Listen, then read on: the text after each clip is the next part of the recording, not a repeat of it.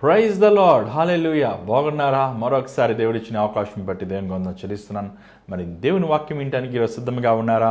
దేవుడు మన పట్ల ఎంతో కృపను చూపించి మరొక దినమున ఆయన సన్నిధిలో సమయం గడుపుతానికి మనకు అవకాశం ఇస్తున్నాను. నాకు తెలుసు మీరు ఎంతోమంది ఈరోజు ఆఫీసెస్కి వెళ్ళి, వర్క్కి వెళ్ళి, లేకపోతే చదువుకుని కాలేజెస్కి వెళ్ళి అలసిపోయారు.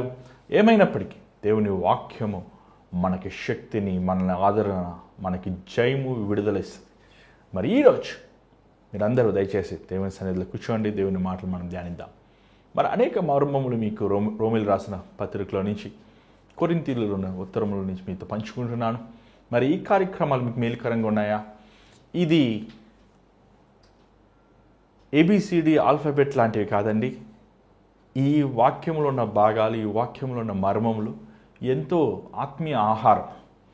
చాలా సంఘముల్లో ఈ విషయాలు బోధించరు కూడా. చాలా స్థలముల్లో చాలామంది బోధకులు కూడా ఈ ఉత్తరములు, పౌలు రాసిన ఉత్తరాల నుంచి బోధిస్తున్న చాలా తక్కువ. బోధిస్తే ఒక లైన్, 2 లైన్ చెప్తుంటారేమో కానీ దాంట్లో ఉన్న సారము, దాంట్లో ఉన్న అంశము ఒక చక్కగా మనకి అర్థమైనట్లు మరి వివరిస్తాం అనేది చాలా తక్కువ మంది నేను చూస్తున్నాను. ఎందుకంటే ఈరోజు క్రైస్తవులు చాలామంది కూడా బాధపడద్దు, దుఃఖపడద్దు, వేదన చెందొద్దు అని మోటివేషనల్ స్పీచెస్ వింటున్నారు. కానీ దేవుని వాక్యం అసలు ఏం చెప్తుంది? ప్రభు వాక్యములో, మన హృదయములో ఎలాగ ప్రభు యందు ఎదగాలి అనే అంశములు మనం నేర్చుకోవాలంటే పౌలు రాసిన ఉత్తరములు ఎంతో సహాయకరంగా ఉంటాయి. కాబట్టి మరి ఈ ఉత్తరములు నేను ఆపవేద్దాం, ఇది ప్రార్థన కాదు కదా అనుకున్నప్పటికీ అనేక మర్మములు దాంట్లో ఉన్నాయి. అది మన ప్రార్థన జీవితంలో మనకు ఉపయోగకరంగా ఉంటాయన్న సంగతులు గ్రహించినప్పుడు ఆ విషయాల గురించి మీతో ప్రతిరోజు ఒక్కొక్క అంశం తీసుకుని రోమిల్లో నుంచి అలాగే కొరింథీ ప్యారలల్గా మీ మధ్య నేను ధ్యానిస్తున్నాను. మరి ఈ కార్యక్రమం వినండి, అంతము వరకు, చివరి వరకు ఈ కార్యక్రమం వీక్షించండి, నేర్చుకోండి. మీ ఆత్మీయ జీవితంలో మీరు వర్ధిల్లండి. ప్రభువు ఆశించినట్లు ఆయన సంపూర్ణమైన చిత్తములో, ఆయన సంపూర్ణమైన స్వభావములో మీరు ఎదిగిన వారుగా ఉండటానికి ప్రయత్నించండి. మరి ఈ కార్యక్రమం వెళ్ళకముందు చిన్న ప్రార్థన. పరిశుద్ధమైన తండ్రి, దయగల ప్రభువా, మరొకసారి పాసనలోకి వస్తున్నాం నాయన. నిబిడలమైన మేము నాయన నీ వాక్యంని ధ్యానించుచుండగా మమ్మల్ని బలపరచండి. ఈ సమయం మమ్మల్ని ఆదరించండి. నన్ను సులువు చోట మరుగుపరిచి నాయన నీ మాట నా నోట్లో ఉంచండి. కృప చూపించమని యేసు నామములో అడుగుచున్నాం తండ్రి, ఆమేన్. మరి ఈరోజు రోమిలు రాసిన 11వ అధ్యాయం 11వ వచనం చదువుదాం. దయచేసి బైబిల్ ఉన్నవారు చూడండి, లేని వారు ఆలకించండి. కాబట్టి నేను అడుగునది ఏమనగా, వారి పడిపోనట్లుగా తొట్టిల్లిరా, అట్లనరా. వారికి రోషం పుట్టించుటకై వారి తొట్టి పాటు వలన అన్యజనులకు రక్షణ కలిగింది. వారి తొట్టిపాటు లోకమునకు ఐశ్వర్యమును, వారి క్షీణదశ అన్యజనులకు ఐశ్వర్యమును అయిన ఎడల వారి పరిపూర్ణత ఎంత ఎక్కువగా ఐశ్వర్యమగును. ఇక్కడ పౌలు ఒక చాలా ఆత్మీయమైన విషయాలు చెప్తున్నాడు. అదను మన రోమా సంఘంలో, లేకపోతే గ్రీస్ లేకపోతే స్పెయిన్ సంఘంలో వారు యూదులు ఉన్నారు, యూదులు కాని అన్యులు ఉన్నారు, అన్ని జన్మలు రక్షించబడిన వారు ఉన్నారు. కానీ వారిలో వ్యత్యాసం అనేది, మేమందరము క్రైస్తవులమి, అంటే మేము ఒరిజినల్ క్రైస్తవులమి, మీరు డూప్లికేట్ క్రైస్తవులు అనే ఎడబాటు అనేది వారిలో ప్రత్యేకించి పౌలు గుర్తించాడు. మొదటగా ఇశ్రాయేలీల గురించి తను వాదిస్తాము. ఇశ్రాయేలీల గురించి దేవుని వాక్యములో ఉన్న శక్తిని, మర్మముల ద్వారంగా వారిని ముందు పెట్టి యేసు ప్రభువే మార్గము అనే సత్యాన్ని వారికి బోధిస్తూ మనం చూడగలుగుతున్నాం. రెండో భాగము అన్ని జనుల విషయము తను మనతో మాట్లాడుతున్నాడు. అన్ని జనులు, యూదులు కాని వారితో, యూదులు కానప్పటికీ ప్రభు ఎలా వారి మీద కృపని చూపించాడో, ఎలాగ వారు ప్రభు వారిని తెలుసుకునే అవకాశం కలుగు చేశారు అనే విషయములు పౌలు చక్కగా మాట్లాడుతున్నాడు. ఇక్కడ ఒక మాట అంటున్నాడు, రక్షణ అనుజనులకి ఏమంటే ఇశ్రాయేలీలు తునీకరించారు కాబట్టే కదా ఆ దినమున ఆ కానాను స్త్రీ యేసు ప్రభుని, అయ్యా నా కుమార్తె దయ్యముతో పీడించబడి ఉంది, నువ్వు నా కుమార్తెని వచ్చి స్వస్థపరచు అన్నప్పుడు ప్రభువు ఆమె ప్రార్థనని వినలేదు. నేను ఇశ్రాయేలీలకే కానీ నేను అన్ని జనాలకి పంపబడలేదని యేసు ప్రభువే ఆ మాట అన్నాడు. దానికి ఉదాహరణగా ప్రభు ఒక ఉదాహరణగా ఒక విషయం చెప్పాడు. ఏంటంటే పిల్లల్ని రొట్టిని తీసుకువచ్చి కుక్కలకి వేయగలమా లేకపోతే ఇతరులకు ఇవ్వగలమా అన్నప్పుడు ఆ స్త్రీ ప్రభు యందు విశ్వాసం ఉంచి కనీసం ఆ కుక్క పిల్లలు ఆ బల్ల మీద పడుతున్న రొట్టె ముక్కలు తింటాయి కదయ్యా అని దీనంగా తను తగ్గించుకుంది. ఈరోజు అన్ని జనులైన మనము మన తరము అబ్రహాము సంతతి కానప్పటికీ మనము మన పితరులు యెహోవా దేవుడిని ఆరాధించినప్పటికీ మనము ఒక లోక పద్ధతుల్లో లోక ఆచారాలతో ఒకళ్ళు ఉన్నప్పటికీ మనల్ని ఈరోజు ప్రభువు తను తెలుసుకుంటానికి శ్లాఘ్యతిచ్చాడు. అంత మాత్రం కాదు, ఆయన మనకి రక్షణనిచ్చాడు. ఈరోజు యేసు ప్రభు నిజమైన దేవుడని మన జీవితంలో మనం రుచి చూస్తున్నాం, మనం అనుభవిస్తున్నాం. మనము దానిలో ఉన్న గొప్పతనము, దాంట్లో ఉన్న మాధుర్యాన్ని మనం దినదినానికి అది మనం పొందుకుంటున్నాం. ఒకటి గమనించాలి, అసలు యేసు ప్రభు కల్వరి శిలువలో మరణించింది ఎవరి కోసం? ఎవరి కోసం ఆయన విమోచించబడాలి, మనుషులు విమోచించబడాలని? క్షేమగా లోకం కోసమే కాదంటలేదు. అయినప్పటికీ తన ప్రథమ లేకపోతే ముఖ్యమైన ఇశ్రాయేలీలకి ఈ దినమికి కూడా దేవుడు వారిని రక్షణలోకి, సంపూర్ణమైన ఆయన మహిమలోకి గ్రహించుకునే కృపను వారికి దయచేయలేదు. నేను ఇశ్రాయేల్ దేశం వెళ్ళినప్పుడు వేలింగ్ వాల్ అని సొలొమోను కట్టిన మందిరం దగ్గరే ఆ గోడ మాత్రమే ఉంది. అక్కడికి వెళ్ళి అనేక మంది యూదులు వెళ్ళి ప్రార్థిస్తున్నాం చూసినప్పుడు నేను కూడా వెళ్ళి ఇష్టపడ్డాను. ఆ ప్రాంతానికి వెళ్ళి ప్రార్థించాను. అక్కడ చిన్న గది ఉంది. ఆ గదిలో అనేక మంది యూదులు వారు బైబిల్లో ఉన్న మొదటి 5 పుస్తకాలు, తోరా అంటారు వారు, 5 పుస్తకములు తీసుకుని చదువుతూనే ఉన్నారు పొద్దుట నుంచి సాయంకాలం వరకు. కొంతమంది ఆ పుస్తకాలు వారు చిన్న చిన్న పుస్తకాలుగా చూస్తున్నాం, అవి వారి ఇంటికి వెళ్ళినప్పటికీ చదువుతూనే ఉన్నారు. కానీ వారిని అందరిని చూసి బయటకు వచ్చినప్పుడు నా మనస్సులో ఎంతో కృతజ్ఞతతో నిండి ఉన్నాను. ఎందుకంటే వారు ఇంకనూ పాత ధర్మశాస్త్రంలో ఉన్న ఆ పాత నిబంధననే ఇంకో వారు నమ్ముతున్నారే కానీ నీకు నాకు యేసు ప్రభు తనలో ఉన్న కొత్త నిబంధనని, ప్రకటన సందేశములో ఉన్న తన మహిమను, తన రాకడ విషయములు కూడా ఈరోజు మనల్ని విశ్వసించేలాగా దేవుడు మనకి ఆ కృపనిచ్చాడు. అంటే దేవుడు మన నేత్రముల మీద ఉన్న గుడ్డితనమని తీసివేసి మన ముయ్యబడిన హృదయములు ఆయన విషయములు గ్రహించుకునే కృపను మనము యూదులము కానప్పటికీ దేవుడిచ్చాడు. ఈ విషయాలే పౌలు ఆ రోజు సంఘానికి చెప్తున్నాడు. ఎందుకంటే యూదులు వారు మత వైరాగ్యమును చూసుకుని, వారు ధర్మశాస్త్రంని చూసుకుని వారు విర్రవీగుతాము మనం చూస్తున్నాం. అదే సమయంలో అన్ని జనులు కూడా వారికి లోకములో ఉన్న హోదా, లోకంలో ఉన్న ధన సంపదలు, లోకంలో ఉన్న అధికారమును చూసుకుని వారు ఒకవైపు విర్రవీగుతాం మనం చూడగలుగుతున్నాం. అందుకే పౌలు వీరిని గద్దిస్తున్నారు, అన్ని జనుల్ని గద్దిస్తున్నారు, యూదుల్ని గద్దిస్తున్నాడు.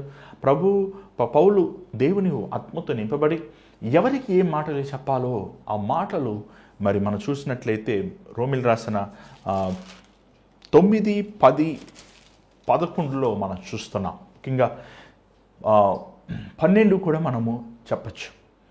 ఈ 11వ అధ్యాయంలో పౌలు ఏమంటున్నాడో చూడండి. 13వ వచనం చదవని దయచేసి. రోమిల్ రాసిన పత్రిక 11వ అధ్యాయం 13వ వచనం. అన్యజనులకు మీతో నేను మాట్లాడుచున్నాను, నేను అన్యజనులకు అపోస్తలుడనై ఉన్నాను గనుక ఏ విధమునైనను నా రక్త సంబంధులకు రోషం పుట్టించి వారిలో కొందరినైనను రక్షింపవాలని నా పరిచర్యను గణపరుచున్నాను. ఇక్కడ చూసినట్లయితే 15 కూడా చదవండి దయచేసి. వారిని విసర్జించుట, లోకమును దేవునితో సమాధానపరచుట, ఆయన ఎడల వారిని చేర్చుకున్నట ఏమగును? మృతులు సజీవులైనట్టే అగును కదా. మొదటి పిడికెడు పరిశుద్ధమైనదైతే ముద్దంతయు పరిశుద్ధమే, వేరు పరిశుద్ధమైనదైతే కొమ్ములను పరిశుద్ధమే. చాలు. ఇక్కడ పౌలు ఒక చాలా ముఖ్యమైన విషయం చెబుతున్నాడు. ఏంటంటే ఇక్కడ పౌలు సంగమని పిండితో పోలుస్తున్నాడు, రెండోది మొద్దుతో లేకపోతే చెట్టుతో పోలుస్తున్నాడు. మొదటగా పిండితో చూసినప్పుడు మొదటి పిండి తీసుకొచ్చి దేవునిది అని పరిశుద్ధంగా వారు ఇచ్చినప్పుడు, ఇది పరిశుద్ధమైనది, ఇది ప్రభువుకి సంబంధమైనది ఇచ్చినప్పుడు, మిలిగిన పిండి అంతా కూడా పరిశుద్ధమైనదే కదా. చూడండి, మనుషులు వ్యత్యాసాలు సృష్టించుకున్నారు. దేవుడు ఎక్కడ మనుషుని వ్యత్యాసంగా సృష్టించలేదు. నీ ఎదుటివాడికి 2 కళ్ళు, 2 చెవులు, 1 ముక్కు, మానవుడి రూపమే ఉంది. రూపములు వేరైనప్పటికీ మనుషుల వలె మనం మనందరం ఒకే జాతిగా ప్రభు చేశాడు. అంతేగాని ఒకరికి 3 కళ్ళు, ఒకరికి 4 చెవులు అని వ్యత్యాసమైన స్పీషీస్గా మనల్ని చేయలేదు. ఏమండి, సింహం అయినప్పటికీ సింహానికి ఏనుగుకి వ్యత్యాసం ఉంది కదా, 2 జంతువులు అయినప్పటికీ. ఏనుగుకి ఏమంటే పక్షులకి వ్యత్యాసం ఉంది కదా. కానీ దేవుడు మానవులను అలా చేయలేదే. మానవుల్ని దేవుడు యథార్థపరుగా చేశాడు. కానీ మానవుడు తన తంత్ర బుద్ధితో, తన కుయుక్తి మనసుతో ఒక్క పక్కవారి నుంచి వ్యత్యాసం తాను పరుచుకున్నట్టు మనం చూస్తున్నాం. ఇక్కడ పౌలు ఒక మాట అంటున్నాడు, సంఘమైన మీరు మొదటి పిండి ఎలా మీరు ఇస్తున్నారో, ఆ మొదటి పిండి ఎవరో కాదండి, ఆ 120 మంది ఆ మిద్ది మీద పరిశుద్ధాత్మతో నింపబడి ఆది సంఘము వారు దేవుని కోసం రోషముగా అలా జీవించారు. అలాగా దేవుడు తన యూనివర్సల్ చర్చ్, సార్వత్రికమైన సంఘాన్ని ప్రభువు పరిశుద్ధముగానే అదే పరిశుద్ధాత్మని ఇతరులకు కూడా ఇచ్చాడు. విభేదములు లేకుండా, వ్యత్యాసములు లేకుండా సమముగానే ప్రేమించాడు అనే సంగతిని ఆయన చెప్తున్నాడు. అంత మాత్రమే కాదు, ఆయన రెండవ ఉదాహరణ ఒకటి తీసుకున్నాడు. చూడండి, 17వ వచనం చదవండి దయచేసి.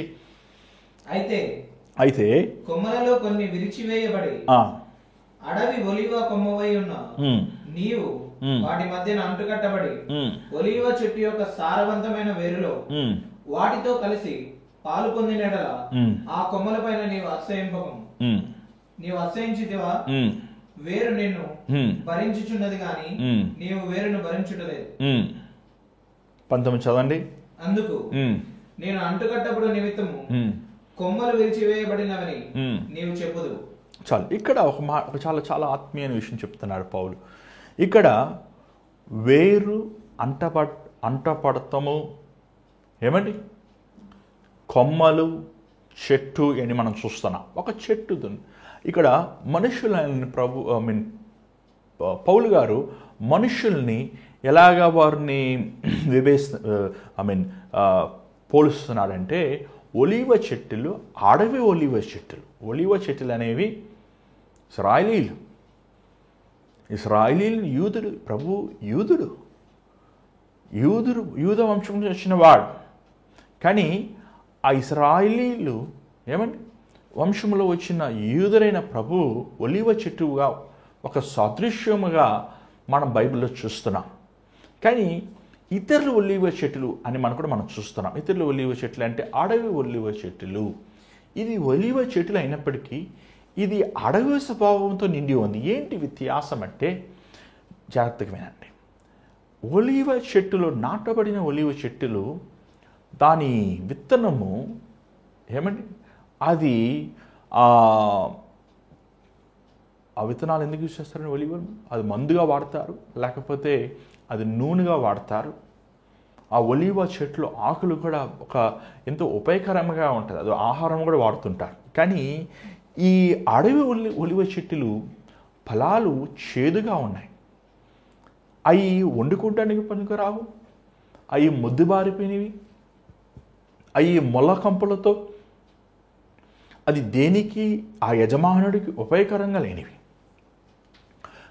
ఇంకొకటి, అడవి ఒలివ చెట్టులు వేరు యేసు ప్రభు కాదు. ఎందుకంటే అడవి ఒలివ చెట్టులు మీరు చూసినట్లయితే దాని వేరు స్వభావం ఎలాగుంటుందో, దాని ఫలము స్వభావం అలాగే ఉంటుంది. అంటే ఆ వేరు చేదైనది కాబట్టి, ఆ వేరు ఒక పద్ధతి లేనిది, లేకపోతే స్వభావం కడగబడింది కాబట్టి దాని ఫలములు కూడా చేదుగానే ఉంటాయి. కానీ ఇశ్రాయేలు దేవుడైన యెహోవా యేసుప్రభు అన్నాడు, ఏమని చెప్పాడు? నేను మీకు ఏమని ద్రాక్ష తీగని, మీరు నాకు విరోధముగా ఏమీ చేయలేరు అనేది ప్రభు చెప్తున్నాడు.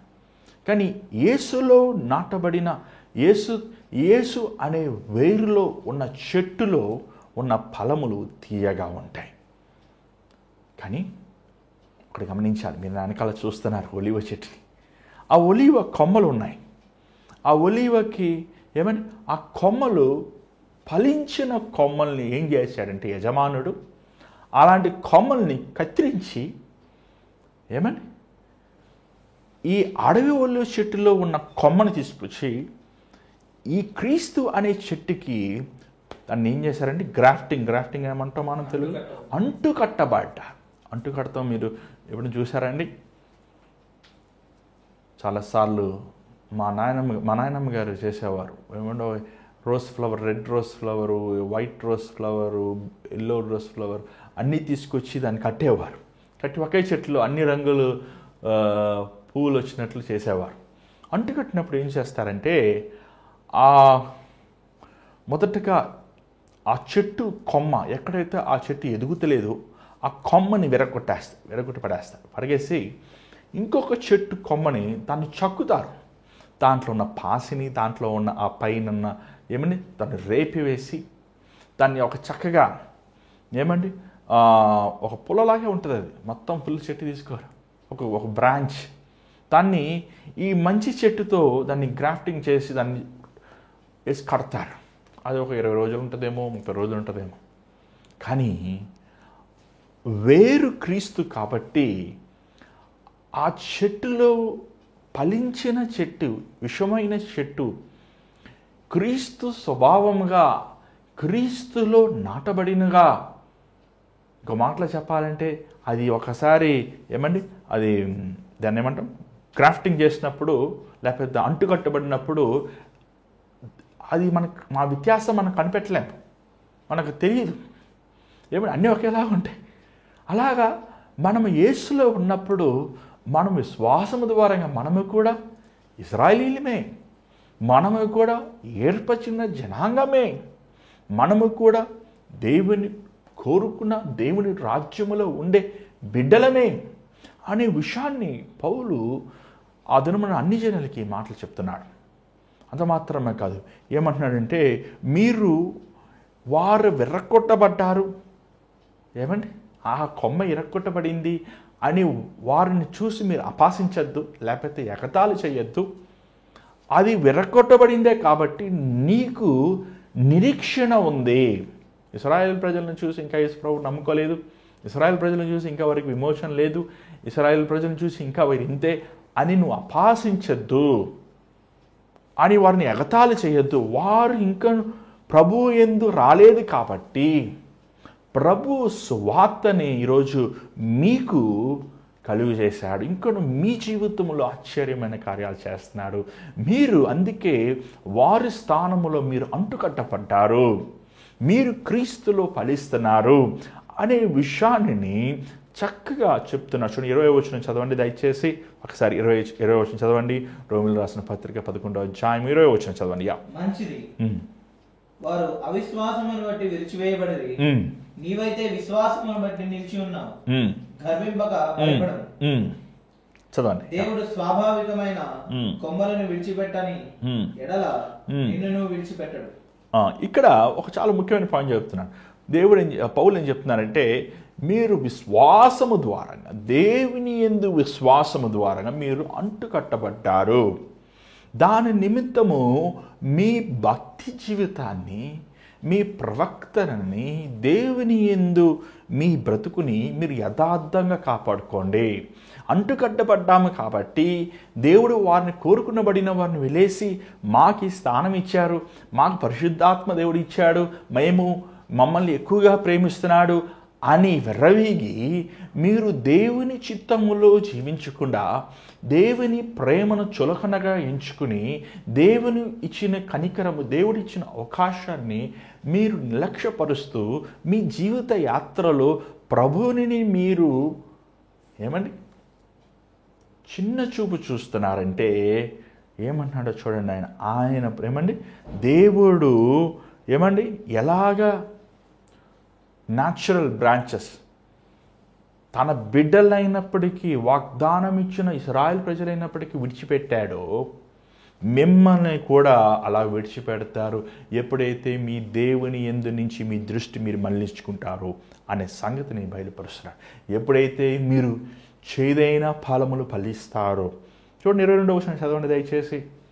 కాబట్టి దేవుని అనుగ్రహమును కాఠిన్యమును అనగా పడిపోయిన వారి మీద కాఠిన్యమును నీవు అనుగ్రహ ప్రాప్తుడవై నిలిచి ఉన్నడలా నీ మీద ఉన్న దేవుని అనుగ్రహమును చూడు.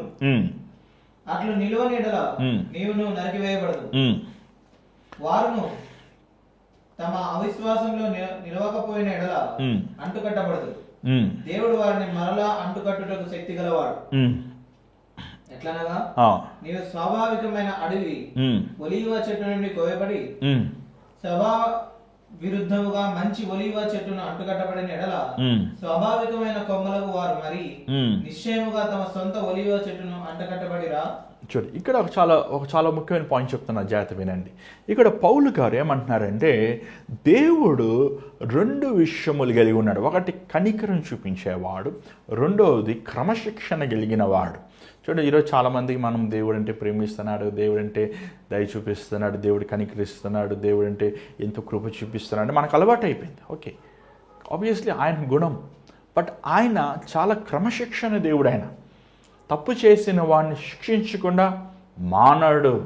చాలామంది దేవుణ్ణి ఒక యాంగిల్లోనే చూస్తారు, లేకపోతే వారికి తెలిసిందే కరెక్ట్ అనుకుంటారు. నిజమైన దేవుని స్వరూపము ఆయన ప్రేమ కలిగిన వాడు అయినప్పటికీ, ఆయన క్షమించేవాడు అయినప్పటికీ, ఆయన దయ చూపించేవాడు అయినప్పటికీ ఆయన పాపమును అసహించుకునేవాడు. ఆయన దుర్మార్గము జరిగే స్థలములో నివసించాడు. అలాంటి వారికి తీర్పు తీర్చేవాడు. ఆయన గుణమది, ప్రభు గుణమది.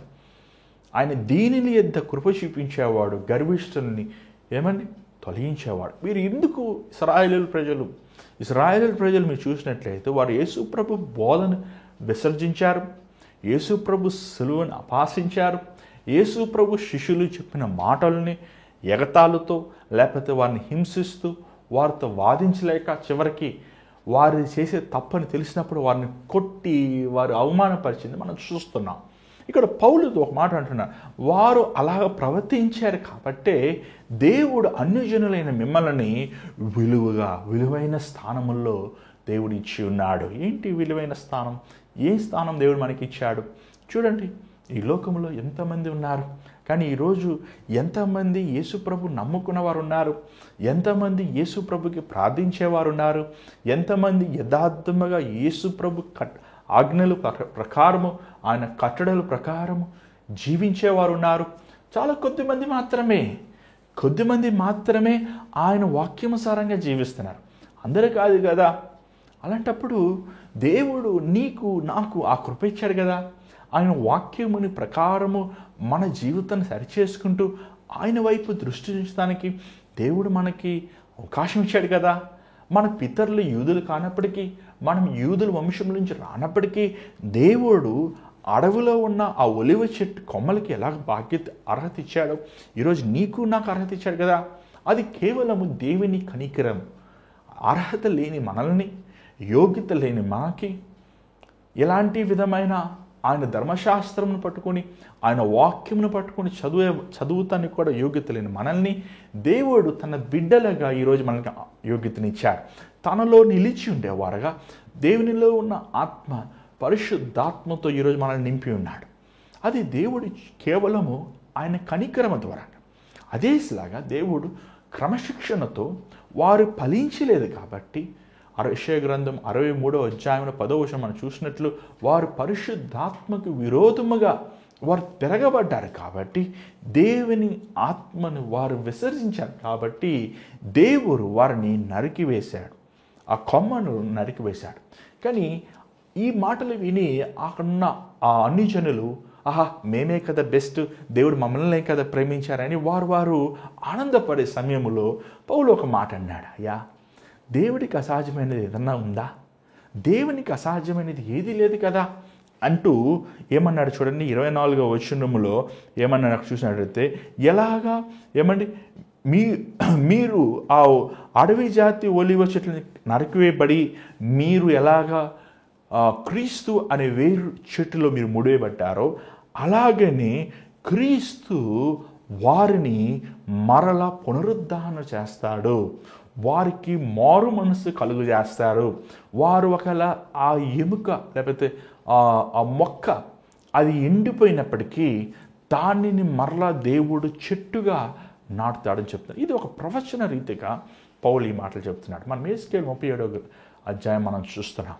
అక్కడ దేవుని ఆత్మ తన సేవకుడిని ఎహెజ్కేలుని ఒక లోయలోకి తీసుకువెళ్తుంది. అక్కడ ఎండిన ఎముకలు అవి ఒకప్పుడు జీవించినవారు మనుషులే, కానీ తన చర్మము, జీవము, చర్మము సమస్తము పోయి ఎముకలు మాత్రమే ఉంది.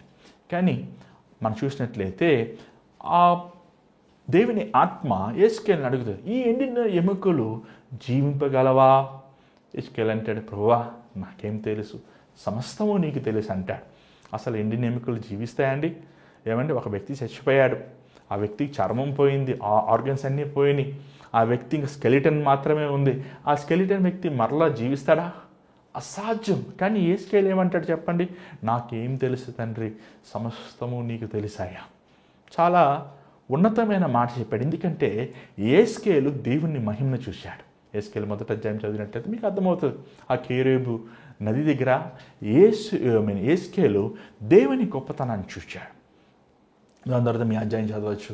ఏమంటే ఎలాగా ఆ ఎండిన ఎముకలు జీవింపనీయో ప్రభు అంటాడు, ఇశ్రాయేలు ప్రజలు వారు మారు మనసు పొందుతారు అని, వారు రక్షించబడతారు, వారు నిజమైన యేసయ్య దగ్గరికి వారు వస్తారు అనే సంగతిని ఎహెజ్కేలు మళ్ళీ రాస్తాం, మనం చూస్తున్నాం. అది ఇశ్రాయేలు గురించి వాగ్దానం ఇచ్చారనే మాటలు కూడా మనం అధ్యాయం చూస్తున్నాం. చూడండి, దేవుని రాకడ 2 విధాలుగా ఉంటుంది. ఒకటి రహస్య రాకడ. రహస్యమైన రాకడ అది సంఘము కోసము, సంఘము ఎవరైతే రక్షించబడి బాప్తిజం తీసుకుని ఎవరైతే దేవుని కోసం సిద్ధంగా ఉన్నారో వారు ఎత్తబడతారు. దాని తర్వాత 7 సంవత్సరములు భయంకరమైన కష్టములు, భయంకరమైన ఇక్కట్లు ఉంటాయి. కానీ 7 సంవత్సరాల తర్వాత దేవుడు ఇశ్రాయేలీల కోసమే ప్రత్యేకంగా రెండోసారి రాబోతున్నాడు. ఆ 7 సంవత్సరముల్లో దేవుడు ఇశ్రాయేలీల మనస్సులు, ఇశ్రాయేలీల హృదయములు, వారి జీవితములు, వారి బ్రతుకులు మార్చగలిగిన అవకాశాన్ని వారు కలుగు చేస్తాడు. ఏ వ్యాలీ ఆఫ్ డెసిషన్ మనం చూడగలుగుతాం బైబిల్లో. ఆ మాటలు, అవి వాగ్దానాలు, అవన్నీ ప్రవచన రీతిగా నెరవేరే సంగతులు అవన్నీ వారికి దేవుడు అవకాశం కలుగు చేస్తాడు.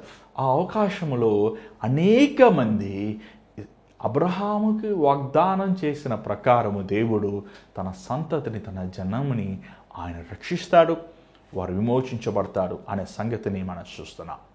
ఇక్కడ పౌలు ఒక్క పాయింట్ ముఖ్యంగా అన్ని జనులైన మనలాంటి వారికి చెప్తున్నాడు. ఏంటంటే మనము క్రీస్తుతో నాటబడి ఉన్నాము, మనం క్రీస్తులో ఉన్నాము, క్రీస్తు ద్వారంగా మనము ఫలించాలి. ఏమంటే ఒక ఒలివ చెట్టు, ఒక చెట్టు ఉద్దేశం ఏంటి చెప్పండి?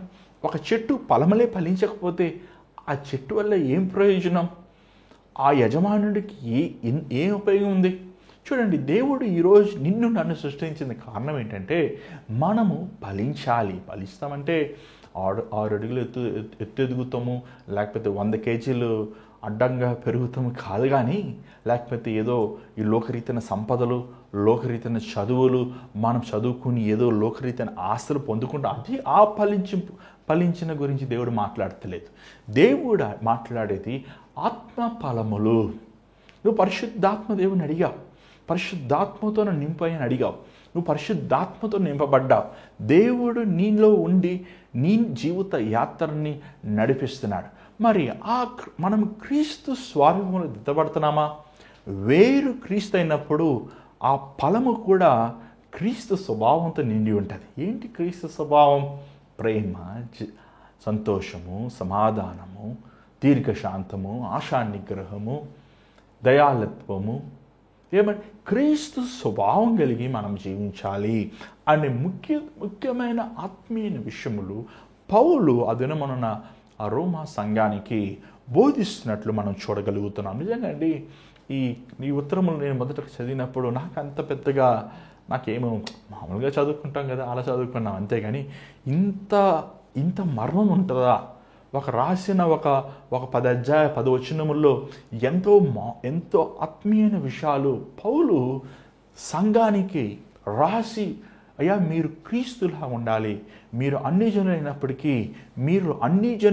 అయినప్పటికీ మీరు ప్రభు ఆయనలో మిమ్మల్ని నాటి ఉన్నాడు, మీ అన్ని జన స్వభావం తొలగించాలి, మీ ప్రాచీన స్వభావం మీరు తొలగించాలి, మీ పాప స్వభావం మీరు తొలగించి మీరు ఆత్మ ఫలములు ఫలించాలి అని ఒక తండ్రిలాగా ఒక ప్రభు మనసుతో, యేసు ప్రభు మనసుతో ఈ మాటలు పౌలు సంఘానికి రాస్తాం మనం చూడగలుగుతున్నాం. నిజంగా ఈరోజు మన సంఘముల్లో పౌలు చెప్పిన మాటలు మనము గమనిస్తే, దాని ప్రకారం మనం జీవిస్తే మన సంఘము ఉజ్జీవించబడుతుంది. ఈరోజు సంఘాలు ఉజ్జీవం కావాలి. సంఘాల్లో విభేదాలు, సంఘాల్లో వ్యత్యాసాలు, సంఘాల్లో కొట్లాట్లు, గొడవలు, సంఘములో డంబము, సంఘములో గర్వము, సంఘములో అపవాది మాటలు. కారణం ఏంటంటే మనము దేవుని వాక్యము చదివేవారుగా లేము, దేవుని వాక్యముని ధ్యానించి దాని ప్రకారంగా జీవించేవారుగా లేదు. కానీ ఈరోజు దేవునితో మాట్లాడి ఉంటే దయచేసి ఈ మాటలు నీ సంఘంలో నువ్వు పంచుకో.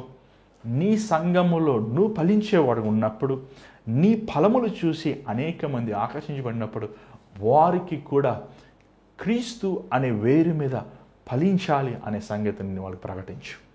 మరి ఈరోజు మనం ఫలిస్తున్నామా? మన ఫలములు తీయగా ఉన్నాయా? ఆ ఒలీవ చూడండి, మనం నా వెనకాల చూస్తున్నారు. ఆ ఒలీవ పళ్ళు ఎంత పచ్చగా ఉన్నాయి. పచ్చదనము అభివృద్ధికి గుర్తు. అలాగే నీ జీవితము క్రీస్తు ఉన్న హృదయం, క్రీస్తు ఉన్న జీవితము అభివృద్ధికి గుర్తు, ఆత్మీయన అభివృద్ధి. నీకు ఒకవేళ లోకరీతైన సంపదలు లేనప్పటికీ నువ్వు క్రీస్తు చెప్పినట్లు జీవిస్తున్నావు కాబట్టి, క్రీస్తు స్వభావముతో నువ్వు ఉన్నావు కాబట్టి నీ దేవుడు ఏది తక్కువ చేయడం. మరి ఈరోజు నీ ప్రభువుకి నీ జీవితం సమర్పించుకో. దయచేసి ప్రార్థిద్దాం. పరిశుద్ధమైన తండ్రి దయగల ప్రభువా, మరొకసారి నీ పాసనలోకి వస్తున్నాం. నీ విడలమైన మేము నాయన ఇలా కూడి నీ వాక్యముని మేము ధ్యానిస్తున్నామయ్యా. అవును నాయన, నీలో నాటువేయబడిన వారుగా, నీలో మేము కట్టబడిన వారుగా, నీతోనైనా మేము ముడివేయబడిన వారుగా, అయ్యా నేను నీతోనైనా మేము ఫలించేవారుగా ఉండడానికి సహాయం చేయి. అవును నాయన, అనేక సార్లు మేము లోక తలంపులతో, సాతాని క్రియలతో మేము కట్టబడి ఉన్నాము నాయన. అయ్యా అపవాది అనేక సార్లు అయ్యా మమ్మల్ని నాయన నీకు వేరు చేసి, నీకు దూరపరిచి, ఆత్మ ఫలములు ఫలించకుండా మమ్మల్ని వెనక్కి లాగుతూ మమ్మల్ని ఎన్నోసార్లు నిరాశపరుస్తున్నాడు నాయన. తండ్రి మమ్మల్ని కనికరించు నాయన, మమ్మల్ని క్షమించు ప్రభువా.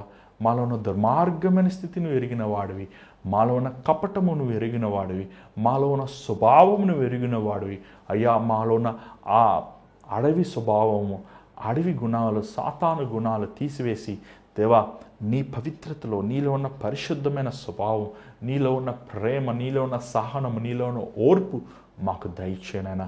అవునైనా, నువ్వు ఎలాగైతే ఫలించావో అలాగ ఫలించేవారం మేము ఉండడానికి కృప చూపించు.